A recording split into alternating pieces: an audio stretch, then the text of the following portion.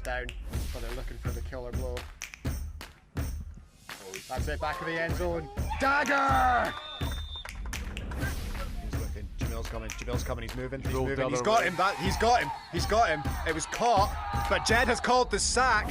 Incomplete. He called the sack. It's 2 points to the Hammerhead. An unbelievable sack there by Jamil. This is the last game of the day. It's caught and it's in. It's a touchdown. That's it. It's a touchdown. The last play of the game. The clock is at zeros. That's it. Your Swansea Hammerheads are advancing to the Division 1 final, having knocked off the 2 seed and having knocked off the 1 seed. Alan Young, you look absolutely stunned.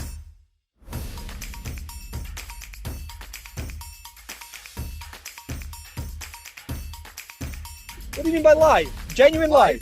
Yes. We're broadcasting. Hello, radio!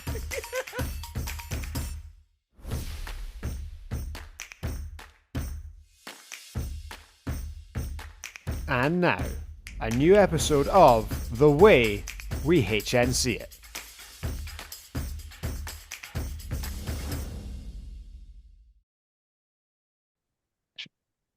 Yes, welcome back to another episode of The Way We HNC It, and it is a big week in the flag football world here in the United Kingdom and Scotland in particular. My name is Bez. It is a true privilege to welcome you back to our little flag football community.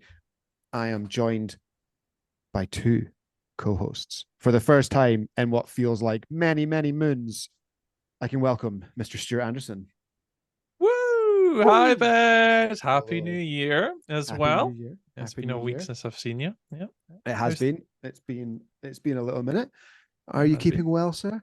Yeah, not too bad. Thank you very much. Everything's going okay. I've even been back playing flag football in the past week, Bez.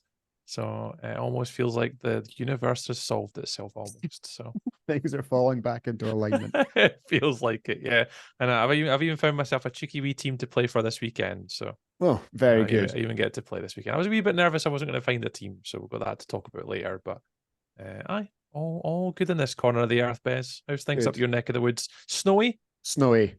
To the I've point heard. that I have been checking the Friday A9 weather forecast pretty frequently. God, yeah. I was meant to be in the office today. I was meant to be up in Aberdeen, and I was like, oh, yeah, may as well just stay at home, Stuart. There's about a foot of snow in some places. I'm like, okay, I'll just stay at home. Yeah, this We've got nothing down afternoon. here. This afternoon, can you see? Had 24 centimeters of snowfall. Oh my lord!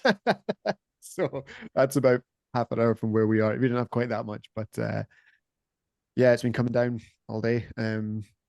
Looks amazing. Looks fantastic. Great for running in, but yeah, not great from a wee blue roller skate with its summer tires. So we'll see how we get on come the weekend. And speaking of people that we will see this weekend, Mr. Greg Sim is back for his second podcast in a row, and It must be a record. it's been a while since you've made 2 in a row. I know. I mean, I'm way past my bedtime. It is Like, past huge your amount bedtime. already. Like, It so is you're past your lucky, bedtime, you're but lucky I'm- I've held on. Well, I'm incredibly grateful to have you on board, and I for one, I'm looking forward to another episode of Greg with the News. So it went down very well last time, although we were slightly slated for some of it, but it went down well. Were we? Yeah. But the number of people, we're obviously growing as a community because the number of people that are like, you forgot to mention this in the news, steadily grows. Oh, right. Okay. So basically, the more people that get disgruntled with my efforts at journalism. Exactly. Basically. Okay. Exactly. We'll maybe You're, have to do like a throwback episode of it where we go back to the roots of it. Remember how it really Kinda, was. remind people how Greg with the News started. Yeah. In fact, I don't think that was a public performance, was it? No, that was team only. No, Greg Sim versus Cointreau was a team only experience. So, but yeah, given that Tree looks mildly confused by that. Cointreau won.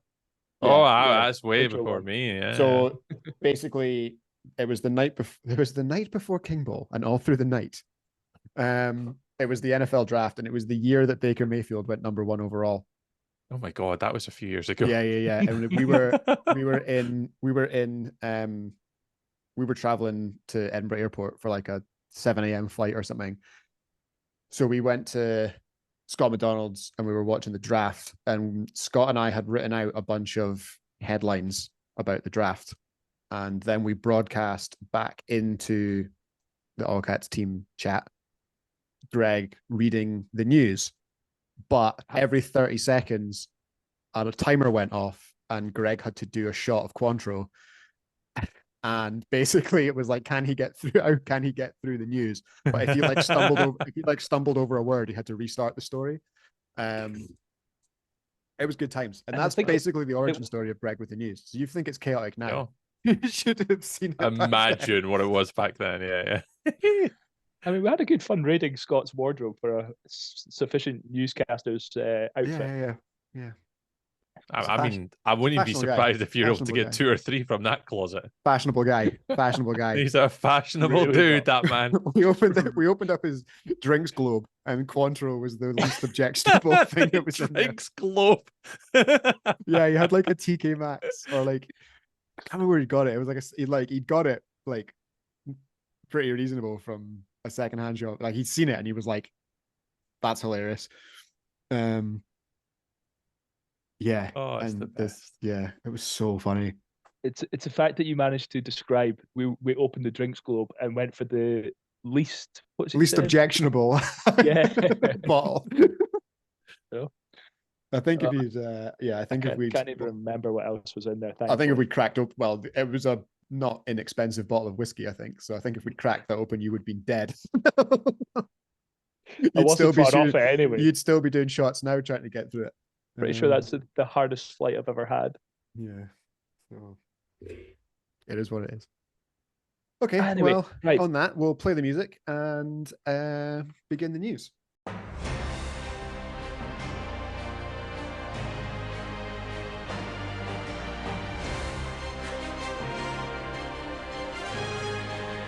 Greg with the news. Okay, so first thing on the docket, we have an announcement that the Junior Euros is going to be going again. I think it's going to be the under-17s this time, which will be in Serbia. Belgrade, to be specific, I believe. Belgrade, the capital. Yeah. Road trip. Yeah, absolutely. Road trip. Road trip. No way. But I do have a question, Bez. I do have a question. If it's the Okay. under-17s, was it not just the under-16s about 4 months ago? So is that going to be, now that we're into 2024, is that going to be the same teams? Same rotation of players. Just running it back? Maybe. It's an interesting one anyway. It's an interesting one. So it's the under 17 boys, the under 17 girls, and under 15 mixed is the 3.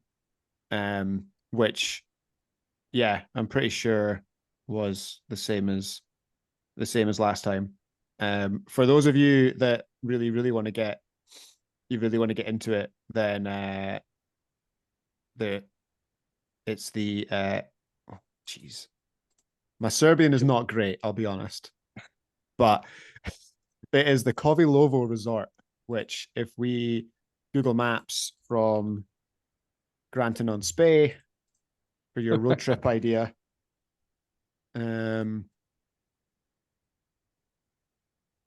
is apparently an impossible route. Oh, there you go. And that's Oh,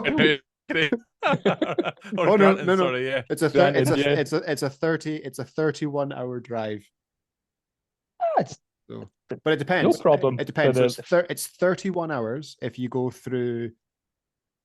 So you have to go to Calais, and then if you want to go through like France, Germany, Austria, and then go like the Croatia route, so Croatia, Bosnia, Slovenia, and into Serbia, that's 31 hours. But if you take a 32nd hour, that gets you Belgium, Germany, Austria, Slovakia, Hungary, Serbia. So basically, road trip, boys. you get a couple of extra countries in less time. But there is a lot of roadworks in Austria. But hopefully that'll be done by September, you would think. The way we You never HNCA, know. giving you helpful travel advice for the last 5 years. Yeah, get on a plane. Yeah, or you can fly direct to Belgrade. So Yeah, that's smart. You know, it's decisions that need to be made, really. You know, but yeah, it's September the 6th to the 8th, which would have clashed. No, not quite.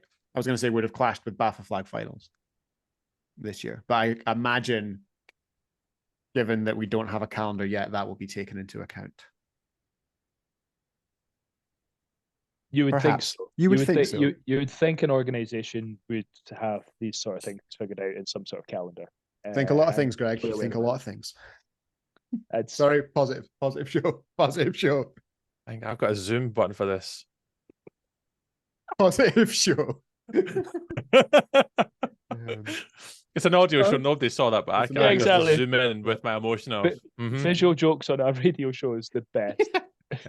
Don't worry. I'm recording as well tonight, we're so cracking that's out- a clip for the future. We're cracking out reels though, so stay tuned to the social media channels for Oh, yeah, When we're did moving Tom up. Clark come back? Because we're going off on tangents. Trees reactions. Anyway, so right, what's next in the news once we've driven to Serbia, Greg? So after we've been to Serbia, you will come back, and there's a couple of sets of open trials coming up soon. Actually, I know one of them you've been put up on the podcast page before, which is the GB Women's Open Trials, which I believe will Yes. start February. Yes. Do you want to go into that first, or Yeah, the we'll other do one that. as well? So I think that is so 3rd of February, full day, 10 till 5, 10:30 till 5. In Sheffield, over 17 players and coaches welcome. You have to register in advance, but it's just a Playways link thing. Press that, register, and go down. So GB Women's Flag Open Trials, open to everyone. Presuming that you're 17 and over. So obviously a setup that's had a lot of success heading into the Worlds later this year. Should be really, really good. I know that there was a little, for social media watchers, I know that good long-time friend of the show, Andy Keith, was considering making the trip to document the event. So you'll get to wave at him if you're there. But yeah, obviously really, really good that the open trials are back, and a really good opportunity for anyone who wants to go down. And as we always say with open trials for national setups, it is worth going. Even if you don't think you will make the team, you will be coached, you will learn something, and you will see what the actual best team in Europe do in order to be as good as they are. So you will learn something. You will definitely learn something. So if you're umming and ahhing about it and you can make it, let that nudge you towards going. Oh, 100%. Getting the sort of the exposure to the standard is incredible experience. Yeah. And speaking of which, there is also the trials for the junior chieftains as well, isn't there? Coming Yeah, up in baby February. chieftains. Although maybe baby chieftains is disparaging, but yeah, they are also going on a trip which it will take less than 31 hours to drive to, because it's not quite as far as Serbia. But junior chieftains trials are open on the 18th of February. That feels right. 18th of February. 8:30 a.m. At 8:30 a.m. Ravenscraig. So they're going to Bear Bowl in Slovenia. So what's that, 27 hours? So yeah, a little while less. I'm not exactly sure where Bear Bowl is, but Tree's been, so he knows. I have indeed been. I've spent time with the bears and the horses and drunk lots of foreign beverages and kept well hydrated in that country. Yep. Important to stay hydrated. So 8:30, 18th of February. It's a Sunday. All genders and abilities born on or after the 1st of January 2007 are welcome to join the session. So how 2007. God, that makes them like. How old is 2007? Well, be turning 17 this year. 17. Oh, how can you be 17 and born in 2007? My Shrek had been God. out 7 years at that point, boys. What was that? Shrek was out 7 years before that as well. That's scary. Shrek. Shrek was released in 2000. Don't ask how I know that. It's just random knowledge. I have to ask why. It was in a quiz for like someone I remember. And I was always like, how would you know that?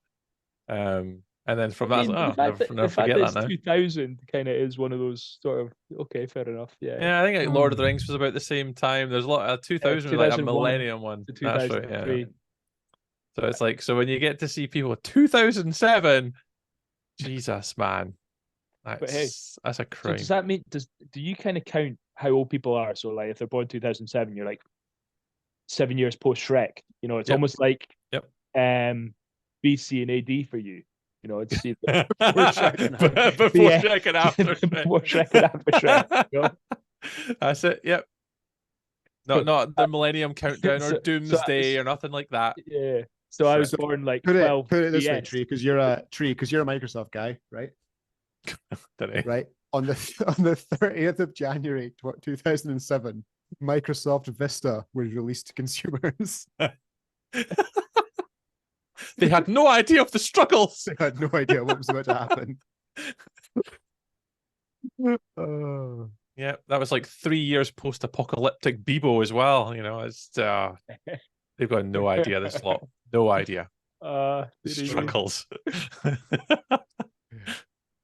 Anyways, we divulge again. Sorry, bring it back.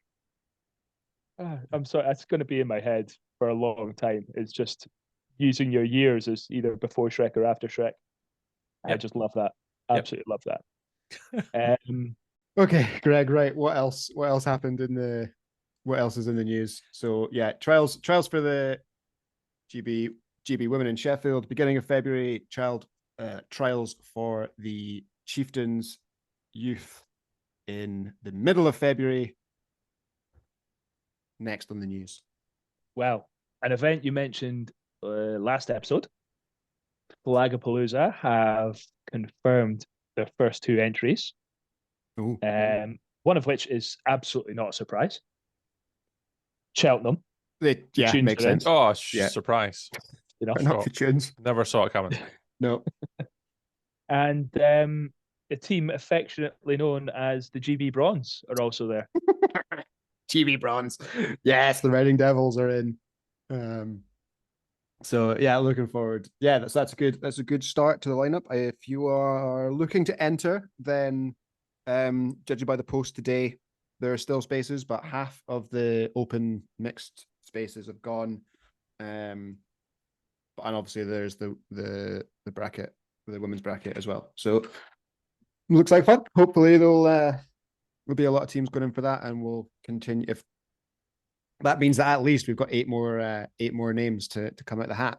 I was going to say, did you say half of the spots were already gone? Yeah, so they've got 20 spots, and they said half of them have gone.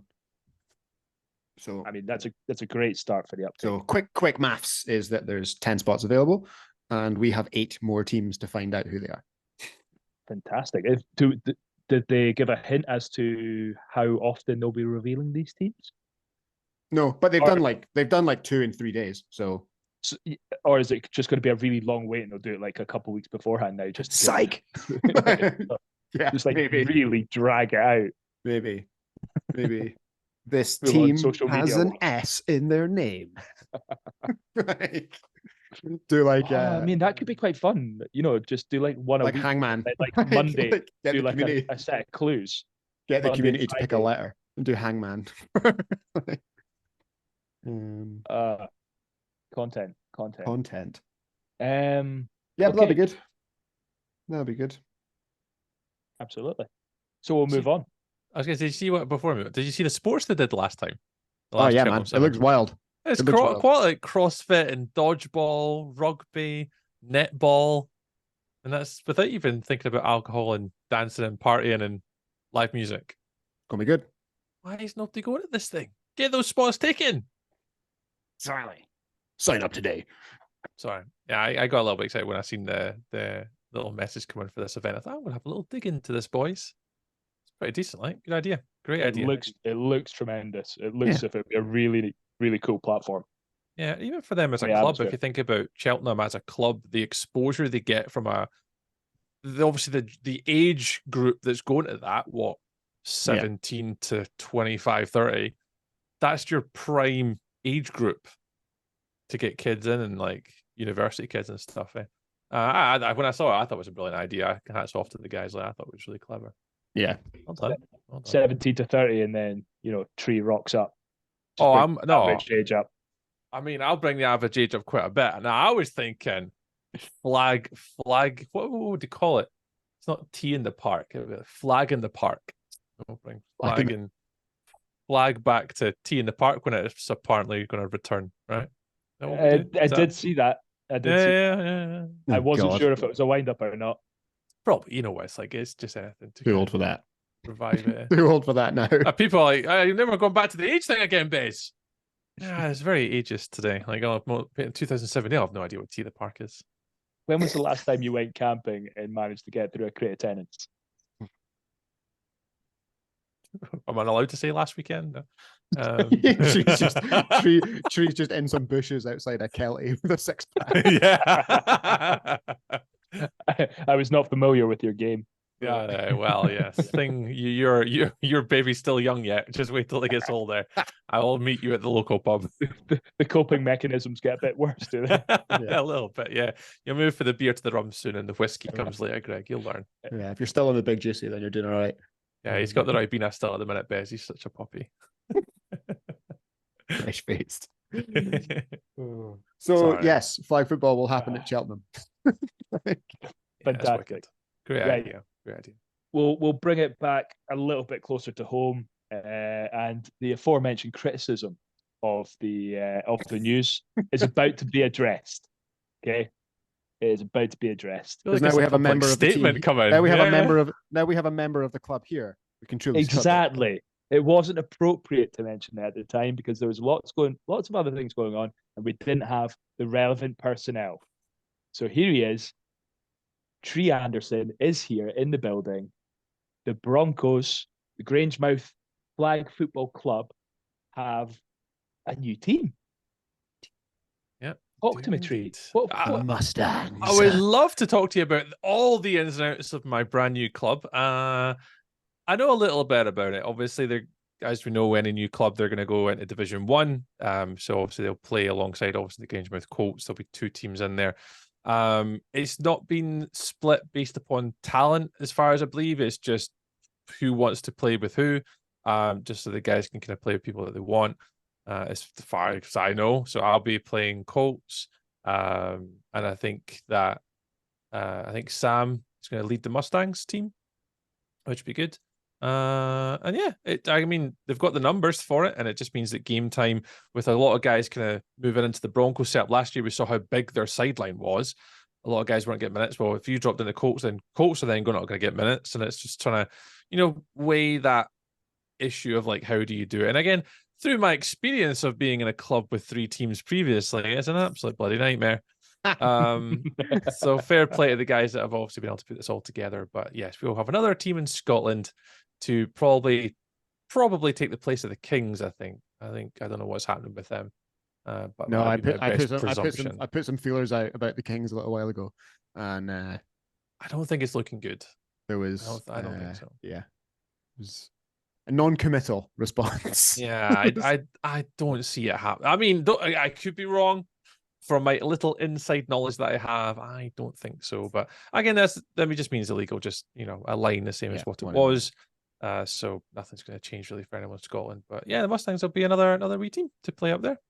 So you're going to go in it. You'll be in at Colts. I'm at Colts. Yep. And I got my shirt and number all sorted. Jimmy, what number did you get? Oh, I couldn't murder or blackmail Jimmy Thompson for 46, so I had to go a different number. And again, it means nothing to the flag football community, but I picked number 74. And this is a very niche thing, right? MotoGP, mid 2000s, there was a 250 Grand Prix rider that I really liked who used 74, who unfortunately lost his life in Suzuka, and he was an unbelievable talent and one of my favorite riders to watch as a kid. So I picked his number. There you go. So very niche. So that would be a good. We maybe should do that. Like why we should ask people why they wear the number they wear. Because that's a good conversation point, I think. I've got a lot of numbers over the years. Like my favorite number I want is 4. Like that's always been my race number when I was a kid, but I could never get it in sports because 4 in basketball. 4 Shrek movies. 4 Shrek movies, yeah, that makes sense. Yeah, is that why? 5 Ice Age now as well. Anyway, that's a whole nother conversation. Ice Age ones. So like, yeah, I couldn't get 4 in basketball. It was always a small shirt. I couldn't get 4 in American football because again, everyone's got 4 already because apparently that's affiliated with positions and stuff. I have no idea. Brett Favre was 4, wasn't he? Oh, yeah, okay. I've got no idea. And then all the numbers I like were always taken. So I was like, well, I'm just going to go with motorbike racing. So my 46, Valentino Rossi. Okay, yeah. That was why I picked 46. And now I can't get that. So I went 74. So I went with another motorbike rider. Who's that? 74 was Kato. He was a Grand Prix rider from back sort of 2000s-ish. He was great. Good rider. Why'd you have your number again? What made you pick my number? You know exactly why. In fact, I think you picked my number for me. Did you not? Yeah, because maybe. I think the very first session I turned up to, I pulled a hammy. At which point we all had a little giggle at the fact that I ended up getting injured a lot of the time. So it was then basically who did I pick for you? It was crowdfunded as to what number I should get, and we picked 20 because that was Darren McFadden, previously of the Cowboys. Yeah, who broke his leg. Who broke his elbow. Did he not break his elbow because he dropped his phone down the toilet? Yeah. Who's this? I just heard McFadden and I thought I like Westlife or something.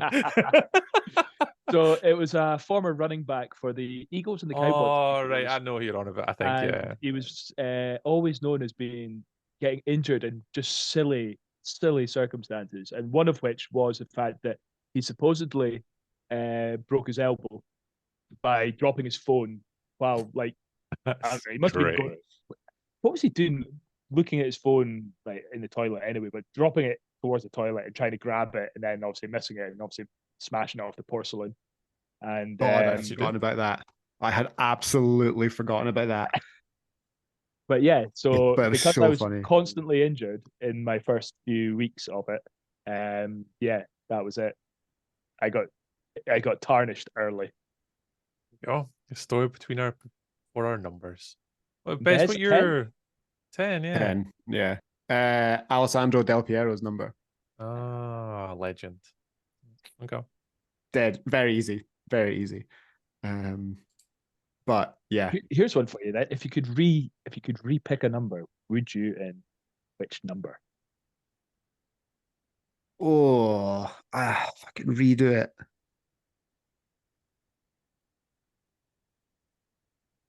think I've already said I'd probably go 4. That was I was always superstitious as a kid.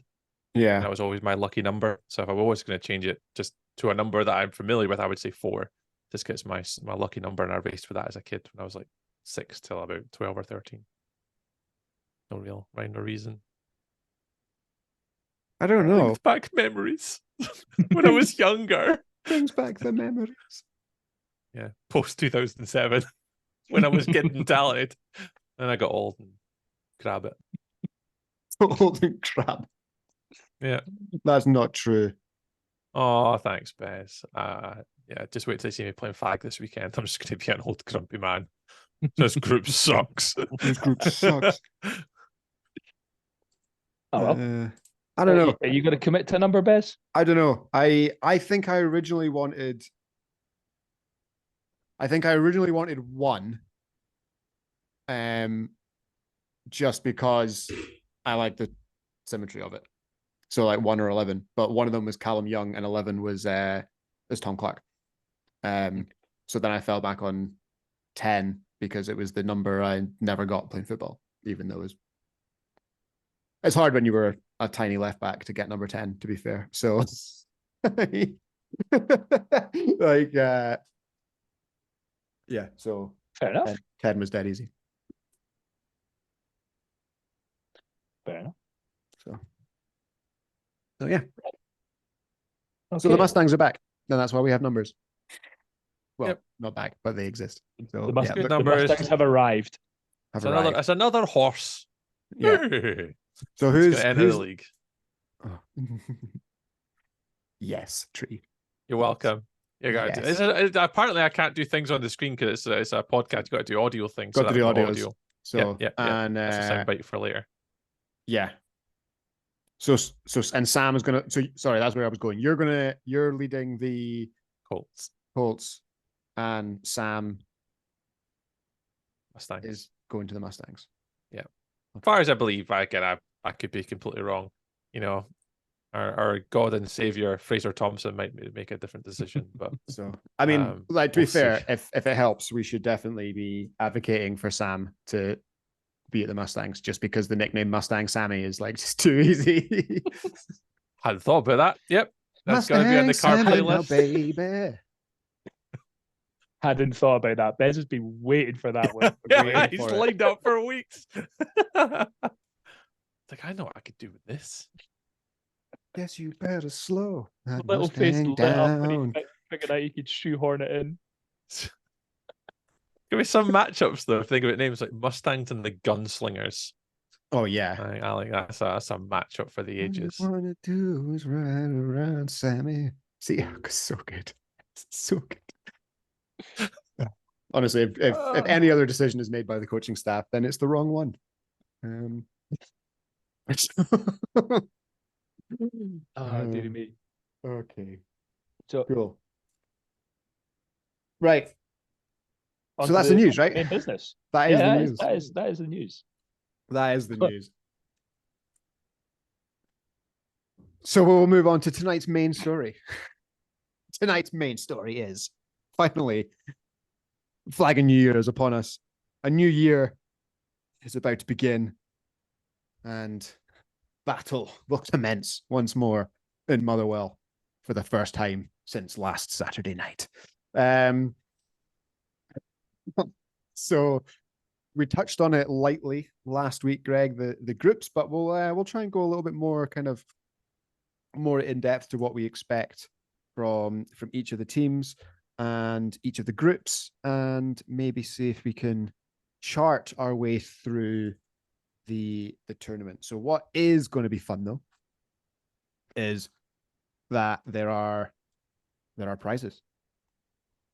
There are many prizes. There are many prizes.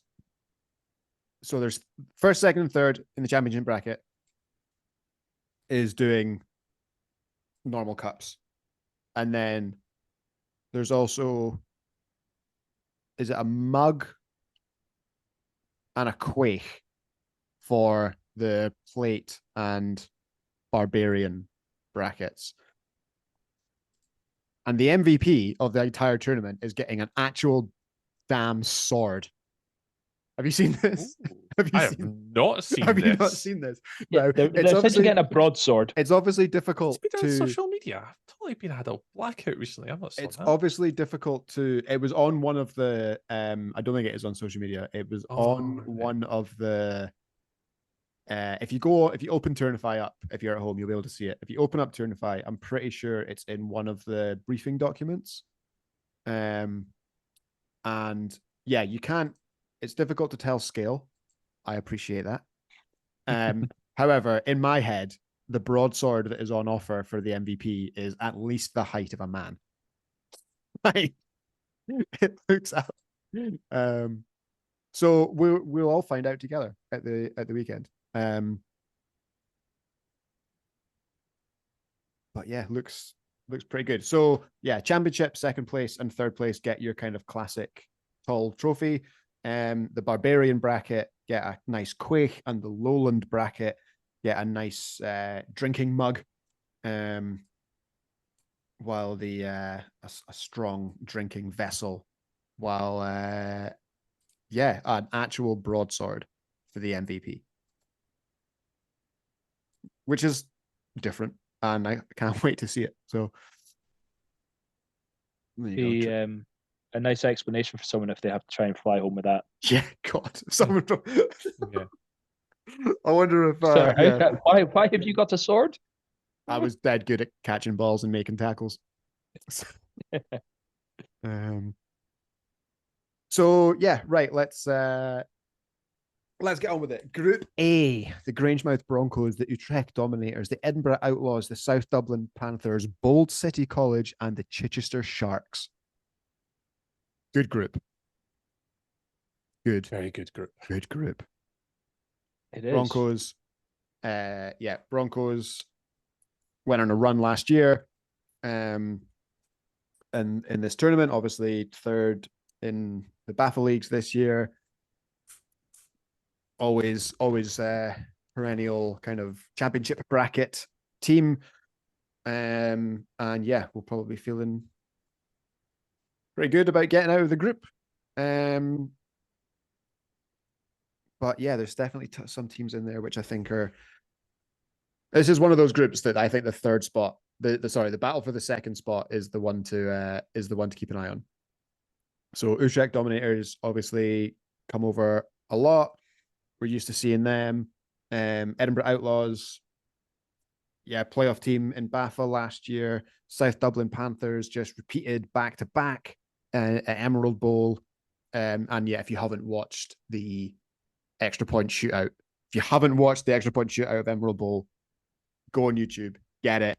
Just fast forward the whole live stream until the last 20 minutes or so, and you'll find it. It is unbelievable.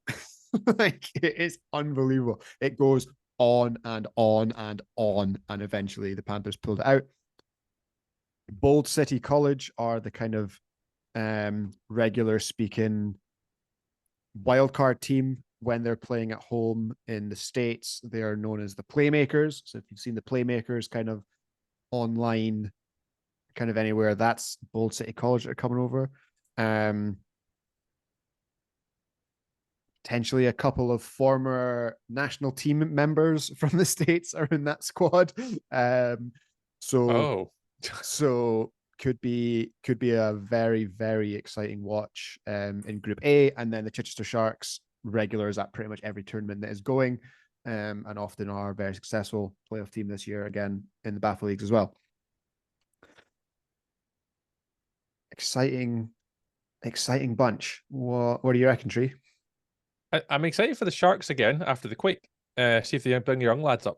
It'd be really good to see kind of get those young boys against like Bold City, against your Irish champions, against Broncos. The Sharks for me. I'm excited to see it again, just to see their development from the quake. But I mean, yeah, Bold City and Broncos are your top two, arguably. I know the. I'm excited. I am excited to watch the Panthers play in that group. I'm excited for the Panthers. I was going to say, like, the Irish are there, and I'm thinking we played them twice last year at Flag and New Year. We won one and lost one against them, and I thoroughly enjoyed both games. Like, thoroughly enjoyed both games. They like to play a physical game, but once you found where the line was, I thought it was pretty good. I kind of enjoyed it. So yeah, I think the Broncos will be coming in with a lot of confidence as well. What was the only team that beat them last year at this tournament, and they're not here. And they are not here. Yeah, exactly. Which is big news. Like London not being back. Yeah, I was surprised by that. It's pretty big. They have got two teams in for Ironman though. So yeah, was there a reason why they didn't come up to this? Surely they would get like a. I think they're planning, like, they have a whole year calendar planned out for Champions Bowl and going abroad. Especially if they want to go do something else. Yeah, so I think it's just that. It's just not on the list this time out. So, yeah, very good Group 1. Group A. Like that. Yeah, Broncos, Panthers, Bold City, and Sharks. That's your top 4. Poor Edinburgh. Split them how you want. I don't know. Yeah, poor Edinburgh. Unfortunately, again, there is at least one team in each of these groups that's like, bugger. I feel like there's a team in every single group that could battle for second and a championship bowl, or could be battling to not be in like the bottom 2 in the group. You know what I mean? Like, there's surprise. Think about it the other way. There's going to be surprises. I think there's going to be a lot of teams in the middle bracket that'll be disappointed that they're there. Yeah.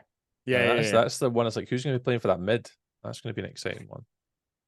Yeah, for sure. There's a couple of teams that you're like third place out of that group should do well in the middle tier.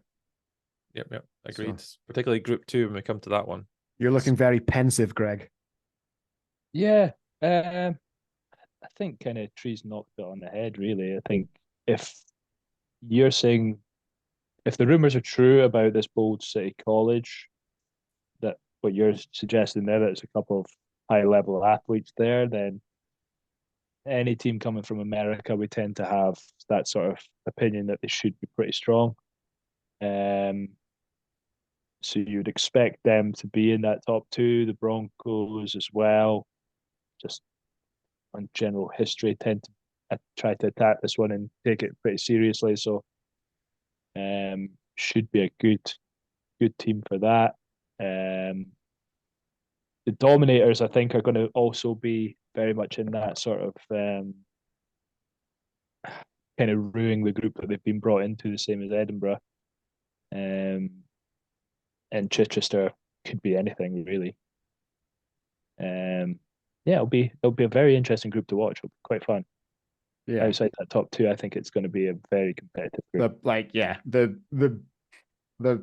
There's not really many groups where I think they're like slam dunk, but the battle for like the middle tier, like Tree says, could be as enthralling as the battle for the top two. Like, it's that kind of thing of, I mean, this probably is a compliment to the standard of team that's actually entered this year, but normally when you look at groups in some of these international tournaments, you kind of look and you can see that there's going to be one or two teams that are going to really struggle. Whereas when you look through it, the standard in each of the groups is actually really high. Yeah, every team can be tricky for someone else, for sure. Absolutely. So there's going to be some very good teams having records where you're kind of like, woof. And it's not going to be because they're bad teams. It's because just the general standard looks as if it's incredibly high. Yeah. So Group B, Air Assault, formerly Mayhem, Bobby LeBlanc bringing his squad over. The Newcastle Blackhawks, the Glasgow Killer Bees, the Manchester Titans, the Boys, and the First and 15 Mercenaries. So a maybe slightly more difficult group to predict. I'm not sure really about the Boys, other than that they're coming over from are they the second American team? I can't remember. No, I think the Boys are coming over from Amsterdam. I think they're Amsterdam. So the Dutch Mambas in Group C are the old MWA, but yeah, it's a group of Dutch players coming over under the moniker the Boys. So again, Stag do. You never know, do you? Again, we would do the same thing if we went that way. Yeah, exactly. So looking forward to seeing them. Like I always like watching the Dutch teams play. I really do. I always like watching the Dutch teams play. First and 15 Mercenaries. Mercenary team, tournament team, depends who they've got. Titans, we know very well. Fourth place in the BAFA leagues this year. The Killer Bees, promoted out of Division 1 this year. And the Newcastle Blackhawks obviously played in the Premiership in 2023. So again, tricky. Air Assault, Titans, and the Boys. If they all bring squads that we could kind of expect, that's a juicy top three. First and 15 Mercs, you never know who they're going to be. Could be juicy. What do you reckon, Greg? What do you think? This is probably one of the more open groups, I think, because first and 15 Mercs, I think this could be really interesting. This could be because I don't know if Brian's even travelling up for either Reading or for the First and 15 Mercs, because he's quarterback for both of those teams in the recent past, or whether that's potentially what's his name? Welsh QB. No, not Welsh. Someone plays with Coventry, doesn't he? Ben. Ben Yeah. Ben Eaton, Phoenix. Ben Eaton. Yeah. Yeah, so it could potentially be him as well. So I think they'll probably have a pretty reasonable standard, and they'll be a very competitive team. If Manchester bring up their full squad, then you would probably have them as favourites, really. But you just never know whether it's going to be kind of a development team or whether it's going to be that sort of high performance team that they're looking at, especially because they've just got so many players. Mayhem, Aerosol, always a great team to watch. Always so much fun seeing their games. It's just always going to be chaos. Bombs.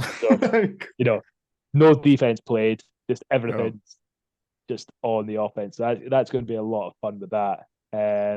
It's so rare that you see a team that are just like so unbalanced. You know what I mean? Don't get me wrong. It's not that they can't play good defense, but it's like if you think of Mayhem, it is immediately just like chucking the ball the length of the field, being faster than everybody else. Like it's they are distinct. They are distinctive in the way they play. Oh, absolutely, and I think part of that comes down to just purely because they don't play as a regular sort of a league sort of team. Yeah. They're kind of just a tournament team. So it's whenever they turn up, it's kind of like, right, well, this is what we're doing. Boom, let's go and do it. Enjoy yourself, yeah.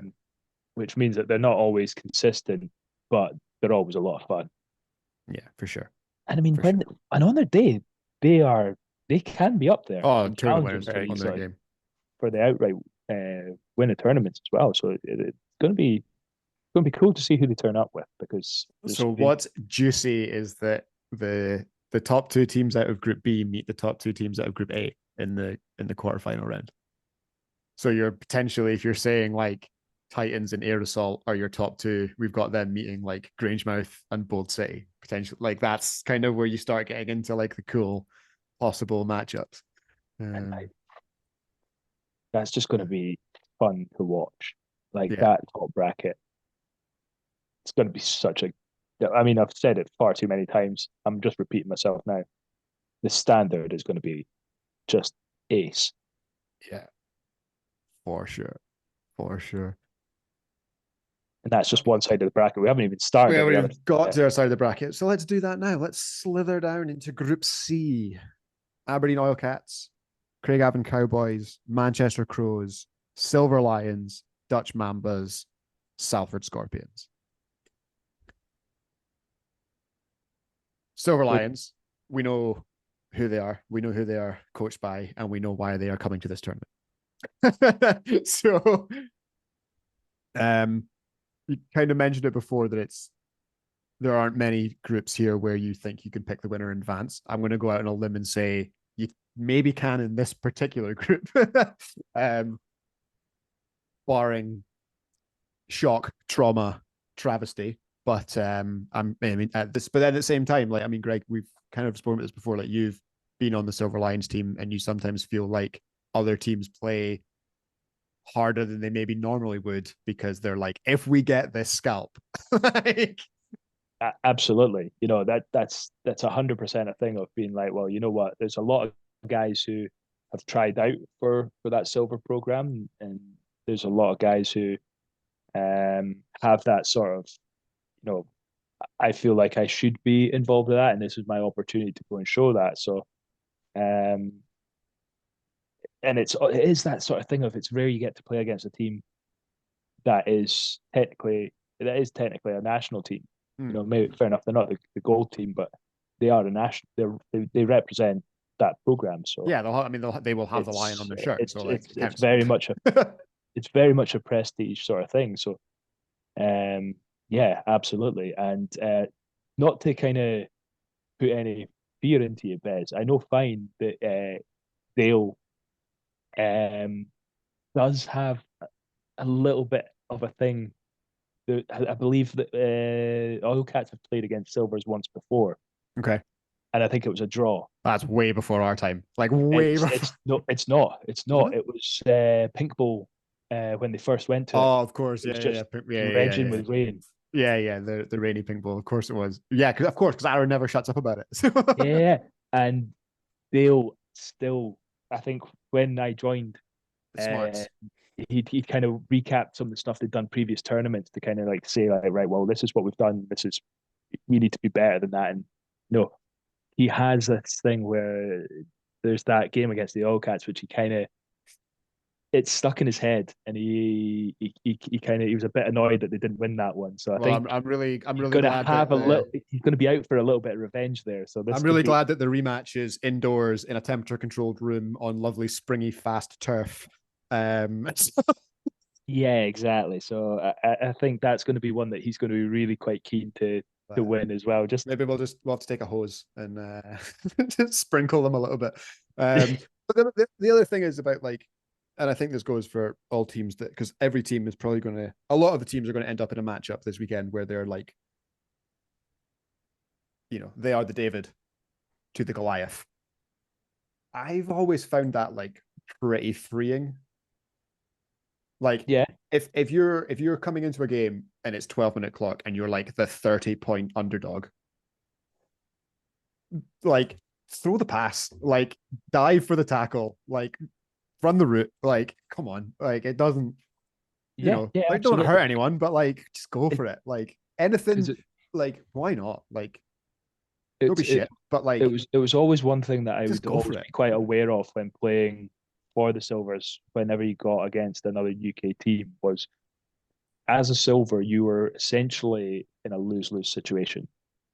You'd be playing against a team and like you win by 20. Okay, cool. You're the Silvers. You should be doing that. But then if it's a close game, or even if you don't win the game, then it's like, wow, you got what the hell? Yeah. You got to win every game by 30. So yeah, exactly. And it's not even just the result; it's the performance. How you do it. That's what's expected.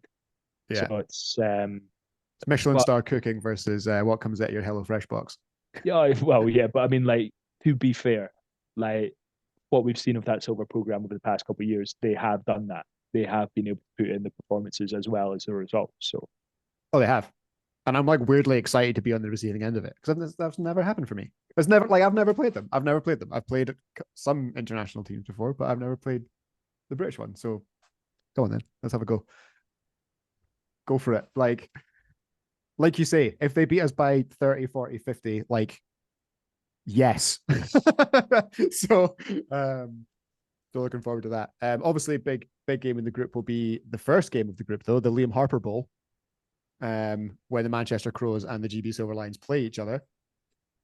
Who's Liam playing for? Silver Lions. Oh, he's playing Silvers. Right, okay. Yeah, what about you, Greg? In fact, who are you playing for, Greg? You Silvers? I'm playing with the All Cats. Oh, yeah. Okay. So I'm a little bit disappointed to hear that. Like, donning the I don't think Greg and I have ever played each other. I think that would be an incredible matchup. No, yeah. I don't think Greg and I have ever played against each other.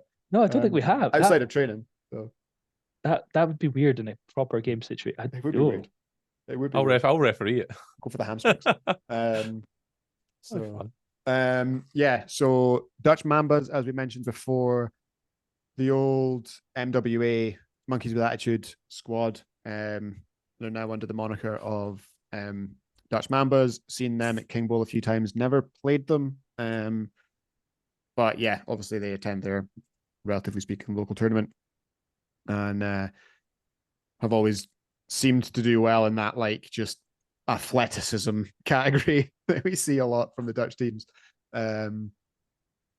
So yeah, they should be a tough out. Obviously, Manchester Crows know them well. They were on playoff team again, as many of these teams. It feels like we're saying with the Premiership teams, playoff team last year. And I guess the question on everyone's mind is: are the Crows and Oilcats becoming the new Hornets Kings in terms of playing each other all the time? The people can decide. Cowboys at we're a playoff team in Ireland as well. And the Salford Scorpions Premiership team from the NEC. So what do you see here, Tree? Obviously, we've done the Silver Lions a really good bit, but what do you see below that? Yeah, your Silver Lions are obviously winning, which is fine. No Liam Harper Crows. I'm immediately picking the Oil Cats to win that quite comfortably. So it's going to be... Yeah, I'm going to pick my boys. All right, if you guys must know something I don't know, but I'd have Oil Cats finishing second quite comfortably. I then think it'll probably be Scorpions and Crows getting that sort of Midlands battle, sort of like north of England sort of battle. Well, it's the Battle of Salford, really. Yeah, it's very true, very true. And then probably the Cowboys are probably going to get the hardest part of this. But unless the Oil Cats come with nobody, then the Oil Cats could be in trouble. But I don't know. I've played the Cowboys like 2-3 times over the years. They're okay. I mean, they're not going to go win the tournament, but I always reckon at Flag of New Year it's better to play the Cowboys on the Sunday morning because they are notorious for being a fantastic night out. So yeah. So I think that Liamless Crows that immediately weakens them. They're not as good without him. And then certainly, you boys, the Oil Cats, if you get Scott on a good day, fine. Then, it depends what receiver is thrown to. Is Gary going to be there? Is Drummond going to be there to help on D? Is there going to be, all your key pieces, Cameron, Simon, all that. But again, it just depends, I suppose. But I definitely don't see nobody's trouble in the Silver Lions. Like, I played Monkeys with Attitude before, more than a few times. I think I played them about 4 or 5 times now over the years, and they're okay. They're athletic, as you said, but I never had a problem beating them, so they don't worry me. So for me, I'm just like psyched because it's definitely it's a 6-team group. 3 teams I've actually never played before. Oh, nice. In the Cowboys, the Lions, and the Mambas, and the 2 teams that I have played before, I've never played in 12-minute games. So like, can like wriggle it in. Never played the Crows in a tournament. Never played the Scorpions in a tournament. So same. Never played Scorpions either. So that should be. What happened to the Scorpions last year in Prem? Did they stay up? Did they get relegated? What happened? They stayed up. Stayed up. Yeah, cool. Yeah. Of course, played Blackhawks. It was a 5-team. It was a 5-team. Blackhawks it was a 5-team division, and Blackhawks were. And did the Blackhawks stay up, or are they going down? Sorry, I'm going to baff up Prem stuff now. I don't actually remember. No, I'm putting you in the spot. I have no idea. You are putting me in the spot. Warrington came up, and I can't remember. Leeds? No. I don't remember. No, move on. I don't know. I'm not sure. Yeah, we'll talk about that. Honestly, off the top of my head, I can't remember. Whenever they come out, we'll talk about it. We'll talk about that later on. So then Group D. D, Group of Death. Destiny. However you want to phrase it, whatever. Glasgow Hornets, Murray Distillers, Northants Titans, Reading Devils, Cali Kaku, Border City Centurions. Boom. This group is so good. And if we're going back to what you said earlier on, Tree, about there's going to be teams in that middle bracket that are not happy to be there. They are coming from this group. They're coming from this group. 100%. I didn't know who the groups were, Bez, about a week ago. I'll be honest, I had no idea. And I messaged a dear friend, Mr. Dave Underwood. I was like, how are you guys looking for numbers? And I was like, I'm available, Tree. I'm available. Can I rent myself out to the Distillers? And I thought, bro, that would be a nice weekend with the boys. Then I seen the group and I immediately regretted the decision. And I was like, I wonder who else is coming that I could go play for. But I've committed. I'm in. It would be a Flag in the Year without me playing the Hornets on a Saturday morning in a brisk Glasgow centre. So, traditions will never go away. But holy moly, this is a group. I'm excited for this one. Yeah, honestly, like all the games. Watching this come out in the draw was like, it was unbelievable. Like, and I don't even know, like, I was trying to think about it, like, like schedule wise, like, who's got the best schedule? Like, like who gets the best order? Like, who's getting the Distillers and the Centurions first? Like, well, I feel sorry for them, but they're going to get trounced. Glasgow have the Centurions first, right, and Murray last. Not a bad wee group. And then so Glasgow go Border City, Kalikaku, Devils, Titans, Distillers. Yeah. I can't see the Hornets going out in the group. I'd love it, but that's something else. Game 1 for you, Tree, though, by just in case you were wondering, at 10 o'clock is you versus Kalikaku. Oh, bugger off. It isn't he? It is. No. Luckily, 1. I'm not quarterback and I'm just going to be taking up the numbers. So it's going to be a good one. I mean, all of them, Kalikaku, Red Devils, Titans, and Hornets.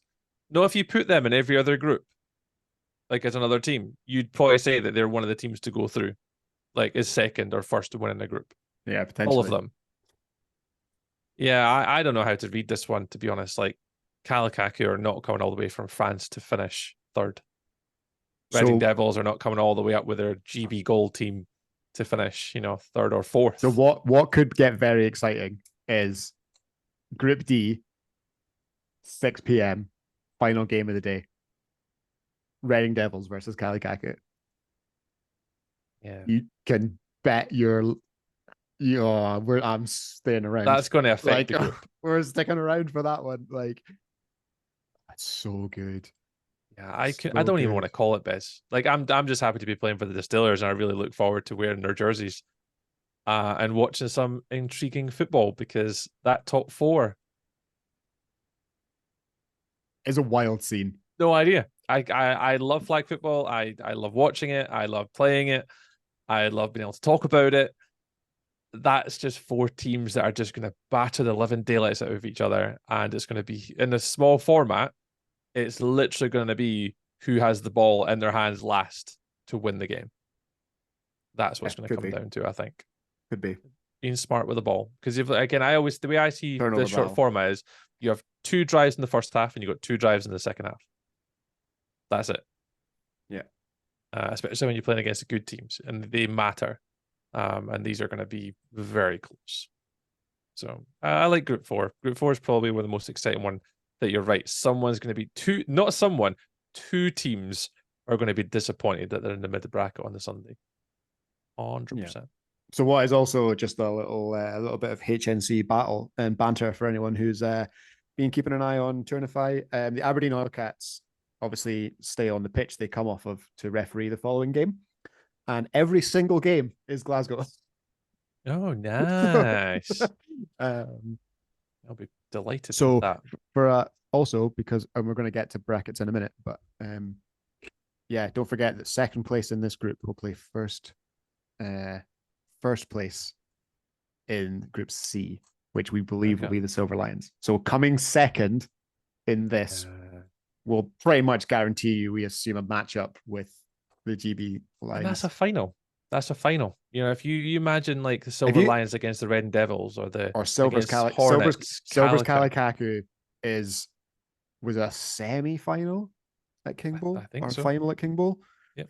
And that game is like etched into both of those squads' memories. Both of those teams, will remember that game. I think I'll just jump on what Greg was saying. Greg was saying obviously it's a showcase of the talent that's available.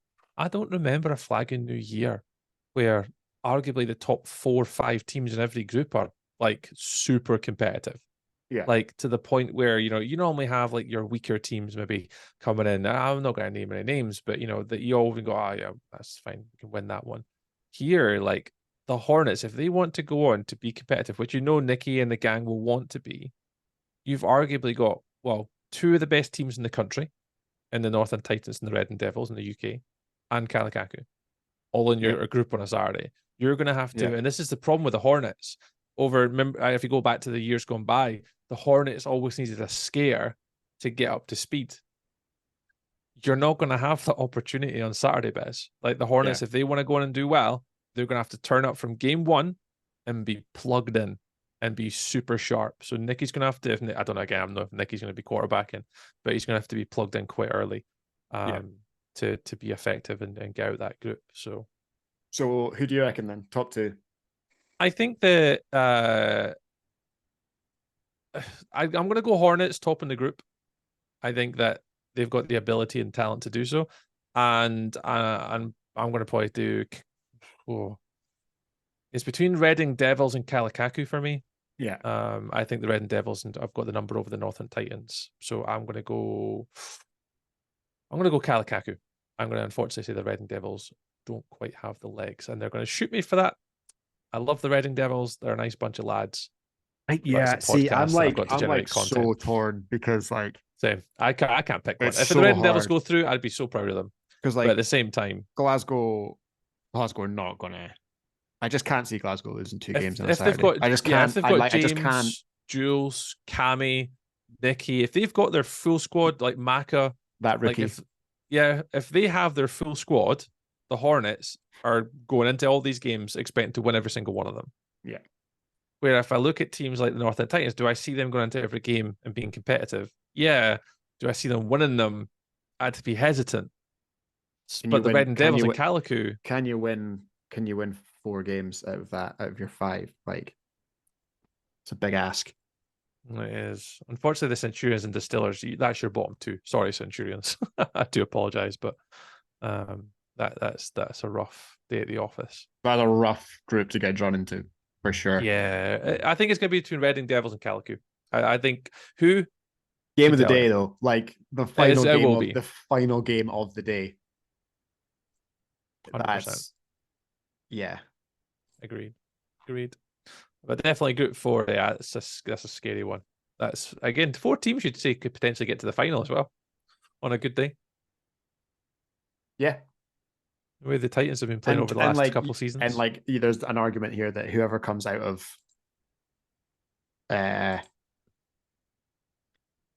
this in 3rd and 4th will be making a run at that bracket. Oh, they'll win the bracket. Yeah, so, I'd go out on a limb and just say whoever finishes 3rd and 4th in this group are going to be in the bracket final or the mid-table final. What do you reckon, Greg? I'm still struggling to make a decision, but Tree has Glasgow and Hornets were in the group. Kalikaku going through. Kalikaku second. It's a strong shout. I won't lie to you. Purely because I don't know who we have coming up for the Reading Devils. Because Tom, JT, and Isaac have all been involved with the Silvers. Yeah, true. You probably give Kalikaku the edge then. That's a really good point. That's why I would edge on the Kalikaku for that reason. Yeah. But then you're also then talking about a Titans team, if they bring up their full complement, that they are a team that got edged in the BAFA playoffs by 2 Hail Marys in consecutive games. So they could be a sneaky shout for making it through because, they are a very good team. They are a very good team. They're on the cusp. And they're used to winning as well. Like they had a season 2022 where they just entered tournaments and kept winning them. So, and it's very much a thing of being like, well, we just don't know how Kalikaku will travel. Yeah. In terms of personnel, I know when they have turned up to previous ones that they do enjoy drink. So, are they able to not go out on a Friday night? Are they going to go out on a Friday night? So as good a side as Kalikaku are, there's a couple of unknowns there. So I'm going to go out a little bit of a limb here. I'm going to say Titans come second. Oh, love that. Love that. That's good punditry, Greg. I like that. Provided that they bring a full complement up, I'll go with them sneaking into second place. And I think Kalikaku could easily, and them and Reading could easily end up facing each other again in the final. Yeah, I think you're pretty much spot on when you look at those 2 teams. You look at what's coming potentially out of the others into that middle bracket. Yeah, there is some good teams there. I just think that they have that potential upside that could just sneak them into that final and whatever and potentially win it. So yeah, once you're in the final and it's coin toss, isn't it? Like 12 minutes a half, just go for it. Is it just the Premier final that is extended periods, or is it for all the finals? Oh, that's a question I don't have the answer for. Fair enough. Don't know. You don't know. I No can't point. remember. No I point can't guessing. remember. Yeah, I can't remember what the final So I think looks it was like. semi-final was 15, isn't it? And then it was 20 minutes for the final. No, is That it? spices up the final a bit. Yeah. I like Yeah, I'm that. sure. I'm sure when I read it, I was like, "Ooh, Flagapalooza's like that. I was like, that's a really long final," which is not a problem because it's going to be. Oh yeah. Match timings will remain at 12 minutes per half of the group stages, and the placement games, with the exception of the championship, semi-finals, and final, both will remain as a rolling clock. However, the semi-finals will be 15-minute halves, and the final will be 20. There you go. Changes things up a bit. And then there's also the I changed to this year to match other tournaments such as Peace Bowl and Sport Monda will be allowing the offense one final play at the end of each half after time has expired, unless that That's would a massive require change. a change of possession. Yeah. That's a massive change, and that's because that's one that gets teams a lot of the time is if they just run out of time, you will get that final play now. You just get an extra play. They've been doing it at Winter League as well. It's Yeah. It could be pretty cool. How does it impact the game at Winter League? So I think because does it not kind of take the jeopardy out of like if you're on like rushing to get a playoff? Yeah, so this is what I remember. This happened against the Chargers. I wasn't too sure on the rule because I missed week 1, but I can't remember when it was. But we were driving up to the Chargers to win the game, and it was like 3, 2, 1, and I was like, "Why are we running a play? Because we get one shot at the end zone, and I've got more than 20 seconds on the play clock. So after the time expires, I get a free play to go in and score." Yeah. So there was no panic, there was no rush. There was just like, well, okay, we'll call it dead. I've given my extra play to finish with the ability to relax and throw the ball. Yeah, you get like another play clock, right? Yeah. Yeah. So it does impact, especially if it's a close game. You're not rushing to throw the ball into the end zone. You're getting an opportunity to discuss it. I guess it's you're rushing to get in a position where it takes the pressure off the refs. From the half or throwing from you're basically working your way up to get within a 2-point conversion line to come up with a more strategic, conversion rate of a play. Yeah, it takes the pressure off the referees, like rushing to try and spot the ball and get 7 and sprint to the end zone for a Hail Mary. But blitz lines, we had that that issue recently at a national tournament where blitzers are not in position. So I guess it's fair in that side of things of if a team's ready but the referees aren't. Yeah, because that's a bit of a killer, really. It can kill it. Yeah. I can't think of any time that I've actually seen that happen. I just think it's I just think it's like. I think teams don't leave themselves in that position, though. I would I'll reserve judgment until I see it in practice. But part of being good at the sport is being able to manage the clock. You know what I mean? It's 12-minute halves plus 20 seconds if you're on offense is I don't know. To me, when the clock is at 0, then you're done. So here's a question. So here's a question for you. I've not seen it in practice. So at what point does it count as the start of the new play? If you've made a catch and you go down, time expires. Are you then able to then line up and then do it, or is it? I think so. So if the clock goes 0, and then you get the 20-second play clock for one more play. So yeah, in theory, you could be down with 10 seconds left, and you've got 30 seconds to call play. Yeah. So as long as you could be running, take the knee at 1 second, and be like, well, we've got 20 seconds to go. Yeah. But you've only got. Yeah. We'll see how it goes. I've never played it. I've never played under those rules. So, maybe if it wins us a game, I'll be delighted. But I don't know. Yeah, we'll see. We'll see how it goes.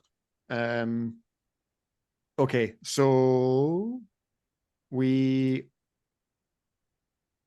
said Bold City and Grangemouth out of Group A. Who do we say out of Group B? Air Assault and the Titans, I think was the. Yeah, I'd be comfortable saying that. Yeah, okay. Go for it. I can't remember. Silver Lions and Tree, you can pick a second team. Who's coming out second out of that group? Oh, I'm not picking another one of that group. I'd pick my boys, but I don't know. You both glared at me across the monitor, and I felt it hit my heart. I'd say Silver Lions first, Oil Cats second all day if I saw that group with full squad, Oil Cats on their prime. Gary Elliott on the sideline, Greg Siv catching Boz. You guys are finishing second, or maybe even beating them. That would certainly make my day.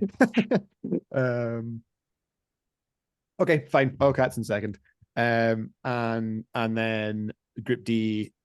I'll take Greg's prediction on this. Hornets and Titans coming out. Okay. I like his prediction. I like his explanation. So the one thing that I think could be interesting here is, since London haven't set up a team, I wonder if there's any of not necessarily smoke players, but Flash and Spark players. Flash and Spark players that are potentially playing for Reading. You know, because if they're losing 2-3 guys to the Silvers, they might have drafted in from there. They might have recruited. So if you've got Brian at quarterback for them, then that could be a really strong team. So I'll stick with Titans just now, but it's a thing of that could easily be Reading as well for me. I think as soon as you see them play the first games on the Saturday morning, and we were to redo this podcast, you'll know. You'll know. Oh yeah. Okay, cool. We'll stick with Greg's Titans then. So that would give us Hornets. That would give us Hornets, Oil Cats, and Silver Lions versus Northants Titans in the quarterfinals down there. Did you say Silvers against Northern Titans? Yeah, Silvers versus Titans, because it's winner of C plays second in D. Okay. So Silvers. So that would be that. That would be Ollie Holmes. The Holmes Bowl. Yeah. It would be the revenge game. The revenge game. And then up top we'd have Broncos Titans in a rematch of the third, fourth playoff game in BAFA. No, sorry, we wouldn't. We'd have Bold City versus Titans, and we'd have Rangemouth versus Air Assault, which would be tasty. Two good games. Two good games. So, and then from there on, as the pennies drop, as the marbles spin away, we'll see how they go from there. But shaping up to be a very, very good tournament for sure. And we'll just see how it goes. And people will tell us as well. People will tell us at Flagging Year. They always do. So, there's some predictions and some entertainment for you looking forward. Question for you then, Bez. Mm-hmm. You've obviously said what the next round are. Yeah.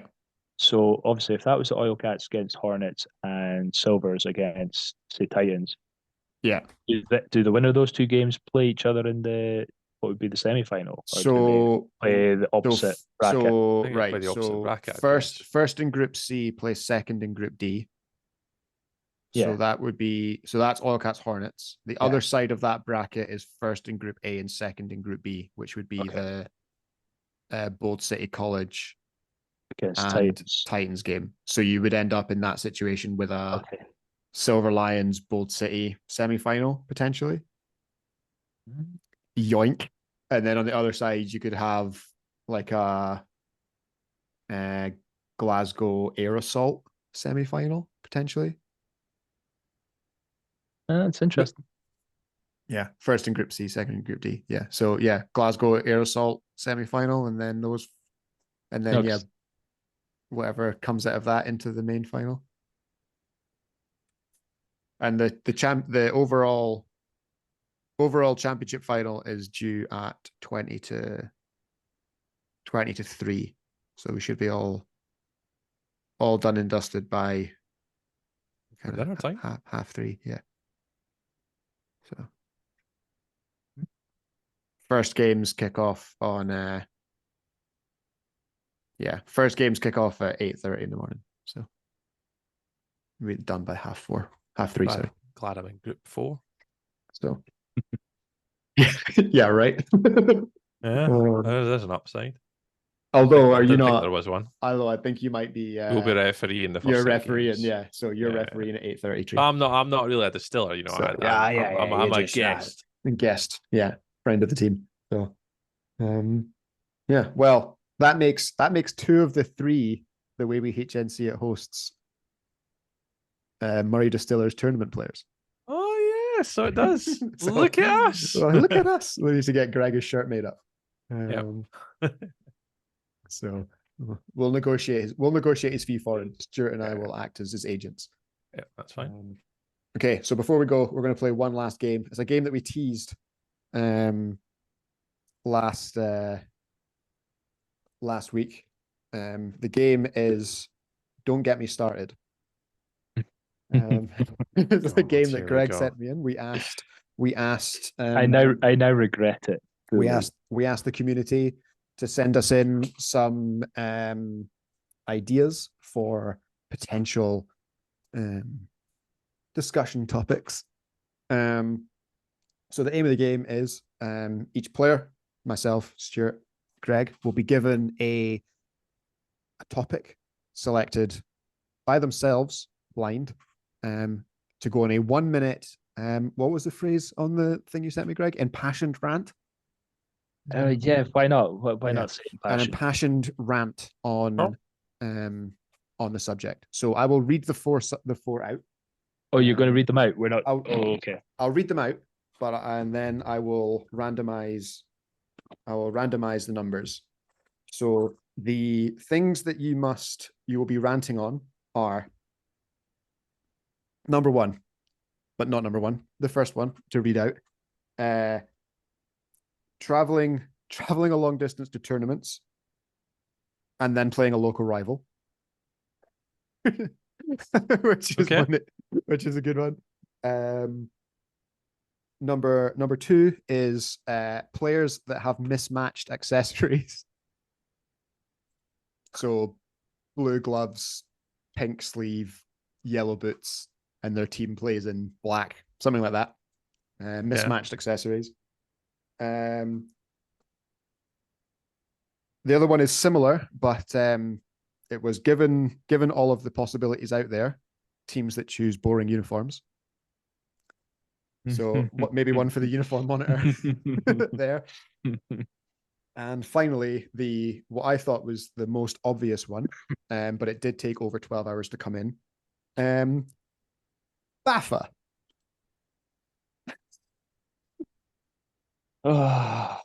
So, okay. So yeah, right. I have numbered all of those randomly. So I guess, Greg, as it was your game, you can go first. Oh, fantastic. Amazing. I'm so happy I get to do this game. So pick a number. But I not just rant on this game and my silly decision of including it. So pick a number between 1 and 4, Greg. 3. Okay. Unfortunately, you have one that may have been better suited for Tree, which is traveling to tournaments and then playing a local rival. You want me to go straight away, or are we going to organize other rants first? I mean, sure, Tree, you can pick any number other than 3. 2. You have selected BAFA. Yeah. Okay. Oh, dearie me. And then, okay, Greg, pick a number that is either 1 or 4. And that'll be my one. I am going to go with 1. 1. That is, given all of the choices out there, teams with boring uniforms. So that leaves me with what? Can I veto that? Because I think mismatch accessories would be actually suited to you. Okay, fine, yeah, fine. And I feel like you might have genuine feelings behind that one. Okay, so boring uniforms. So there was a lot that came in. Like, all right, okay. There was a lot that came in from the community on this, right? We seem to have touched a nerve, and people got pretty excited about it. So boring uniforms is going back in the pot for next time, along with everything else. So if we didn't say your idea, it doesn't mean that we're not going to use it. It just means that with with the group of us today, the three of us today, I just picked some options to go with round one. So, right, Greg will kick us off with traveling all the way to a tournament and then being drawn a local rival. Tree, well, I think we're gonna have to leave Tree till last. I think we're gonna have to leave Tree till last. Yeah, I think it's gonna be the best. With Baffa. I'm not gonna lie. I will take on mismatched accessories. So I have the timer up. Okay, so Greg, you have 1 full minute on Don't Get Me Started. Get me on started! Local rivals. There should almost be like a little intro into this. Maybe we can work that one out. So, Greg, are you ready? I mean, I've got no preparation, so of course I'm going to have to be ready about this. So here we go. 3, 2, 1. So don't get me started on this, but see, when you travel to these tournaments, you spend your hard-earned cash. You spend time planning where we're going to stay, what we're going to do when we're there, nights out, the team, everyone gets hyped. You travel all the way to say, I don't know, King Bowl, to not even Champions Bowl, but like Bear Bowl or anything like that, and you rock up and you're playing the Dunfermline Kings. Like, it's just the ultimate sort of just vibe killer. It's just, you want to go out to these sort of tournaments and you really want to get really amped up, play teams you've never played, play styles you've never played against, meet new people, have a beer after the game and just enjoy it. All of a sudden, I now have to play against Tree for the 553rd time, knowing fine that he's going to just pop it off center. Who is right? Who the guy in slot on the first play? It is boring. Give me a setup of a tournament where you make sure you are not playing anyone from your own country in that first round. That's me. Thank you, Greg. Sorry, well done. For the dig. Well done. Greg, I'm glad it was a friend that he could have a dig at. I'm okay with that because I've got an entire governing body to go at. So I'm glad you got me. And I've done my scouting. I know exactly what you play first, what you run in the first play. So motion from left to right. Outside wheel. Side. Yeah. Tree's just happy that someone knows his playbook. Let me see what they're playing first. Yeah. Is it zone? Is it man? Boom. Okay. Thank you, Greg. Excellent. And well done for being the first. Don't get me started. So yeah, I'll go next because we're definitely saving. Oh, you really are putting me last. We're definitely saving Tree till last. Definitely saving Tree till last. Okay, so mismatched accessories.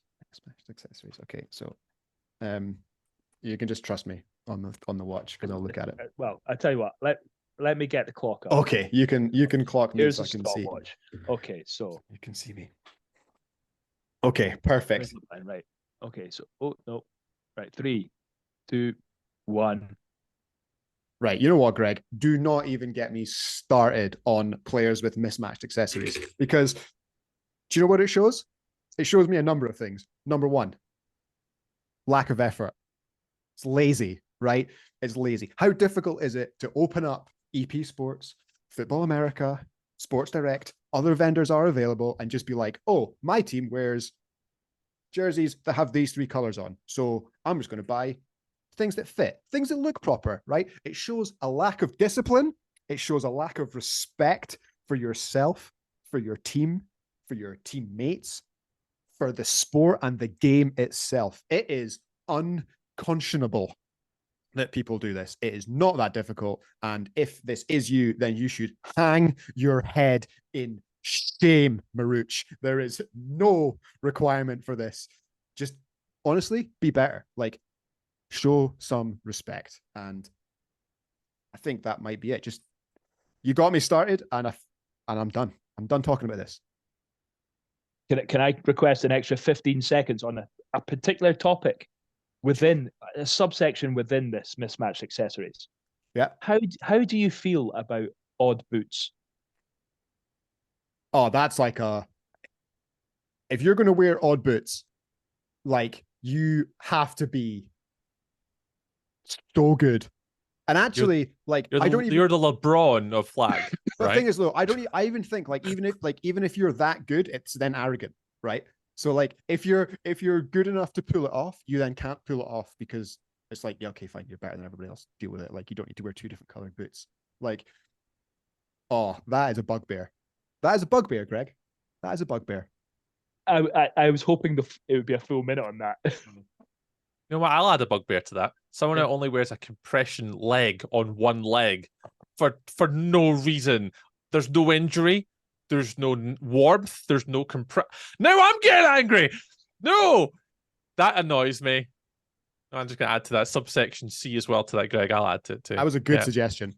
Yeah, that's a good one. That was a good suggestion. The one that's coming out that really annoys me is you see people with like an Under Armour on one leg, and it's like they'd roll up the other side. Yep. So this has been my question: can you buy?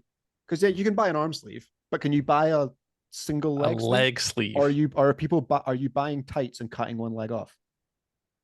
And how are they connected at the top? Are they connected as in like round the waistband and then cut at the leg? Or is it like a sock where you just pull it up over your thigh? But you can't pull up an entire tight around it with like a fat around your thigh. No, it would fall down.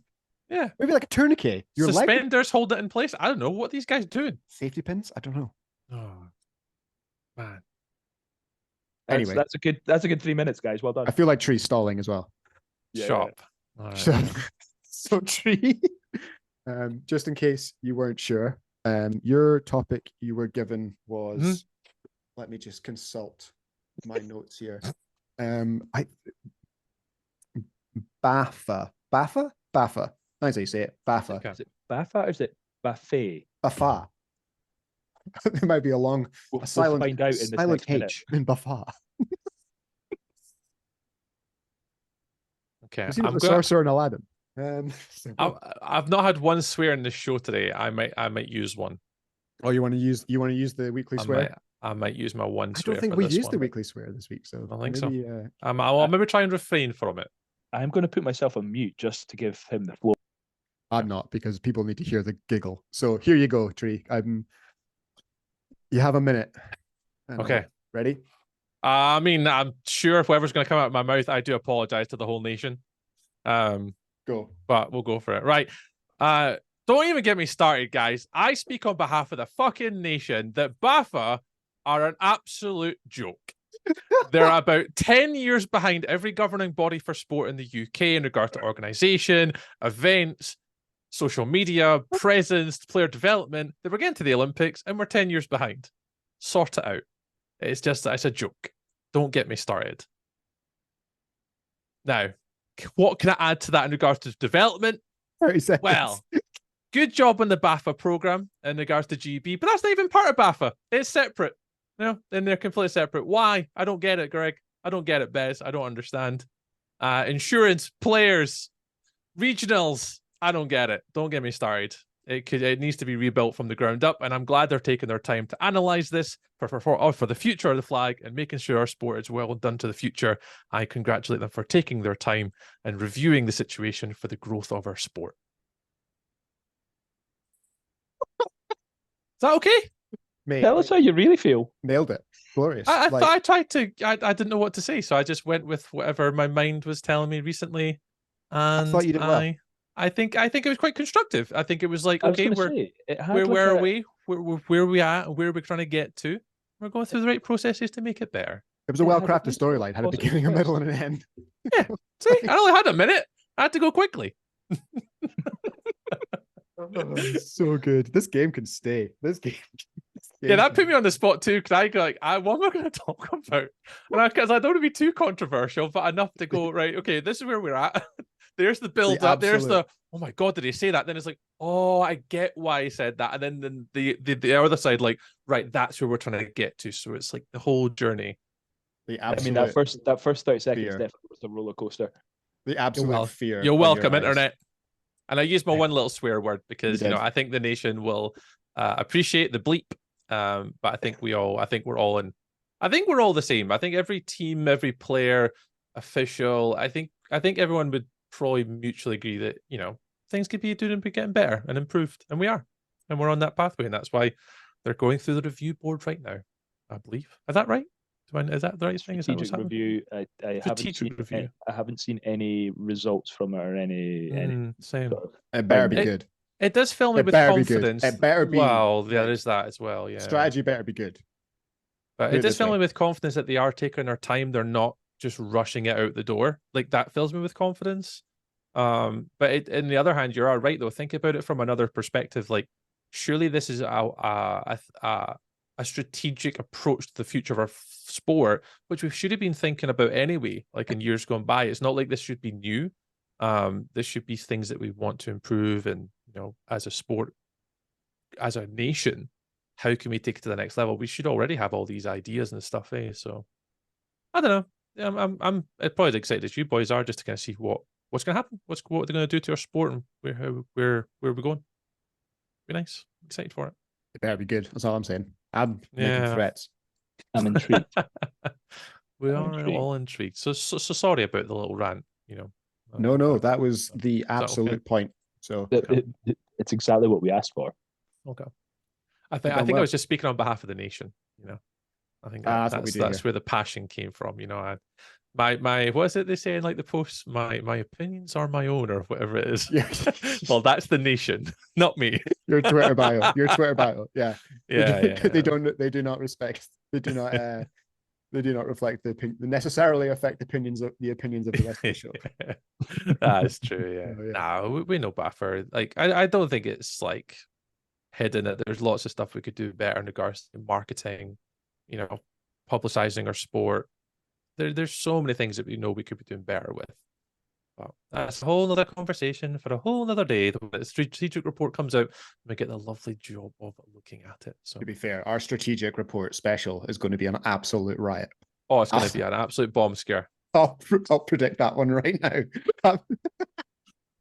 Oh, very good. Very good. Well, what a glorious way to end the show with a brand new segment. So thank you, Greg, for coming up with that idea. Maybe at the weekend we will find some new buddies to play with and maybe create some content for flagging New Year. Well, because it's a nice short rant, you might well get a few. So might get a few. Yeah. You might get some interest in that. Might get a few. We'll see how we get on. Cool. Well, thank you, gentlemen, for joining me for another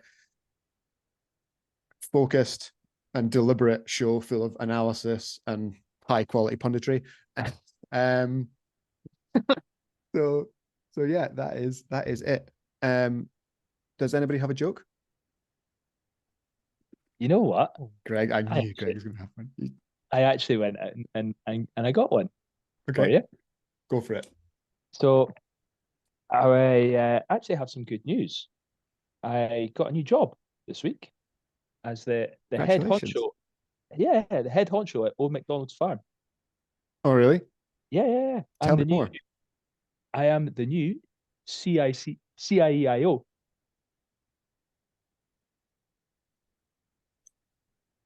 Okay. Bad. Yeah, it's bad. It's definitely a dad joke. It's one for the parents. So. One for the annals. Yeah. Cool. Well, thank you, Greg, and thank you everyone for spending some time with us. We hope you have a great flagging New Year. If you're in attendance, if you are in attendance, come and say hello. We'll be kicking around and probably watching Group D. Apparently, that's what we're going to do for the whole weekend. So come and see us. Come and say hello, and it'd be great to catch up. So it is goodbye from Tree.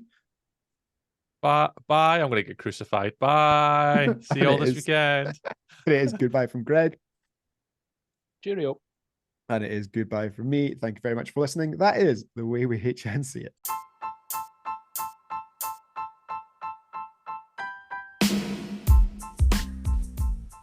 Remember that you can be sure to never miss an episode of The Way We HN See It by subscribing on whatever platform you listen on and ensuring that you leave us a couple of stars as a review. To be honest, we're not entirely sure what that does, but if you enjoy the show, give us some decent stars and tell your friends. And if you don't enjoy the show, then feel completely free to tell nobody about it. You tried, you didn't like it, but hey, at least you tried and at least we got here. And to be honest, you must have liked it a little bit because at the end of the show, you're still listening.